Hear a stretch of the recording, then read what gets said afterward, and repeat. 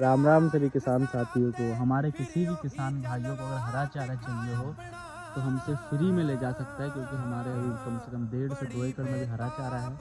तो किसी भी किसान साथी को अगर चाहिए हो तो हमसे फ्री में ले जाए, बिल्कुल फ्री में। या कोई भी किसान साथी जो गौ सेवा कर रहा हो वो भी हमसे फ्री में यहाँ से हरा चारा जितना मर्जी आप उतना काट के ले जाइए, क्योंकि हमें इस खेत में लगाना है अभी धान। तो आप अगर चाहें तो कोई भी आ सकता है 1 तारीख से पहले पहले। कोई भी किसान आए तो हमसे हमारे यहाँ से हरा चारा आप बिल्कुल मुफ्त ले जाइए। धन्यवाद। मैं तरुण, आपका YouTube channel UP dairy farm. तो आप सभी किसान साथी आए, किसान साथी लोग आए और अपना हरा चारा यहाँ से काट के ले जाएँ। धन्यवाद।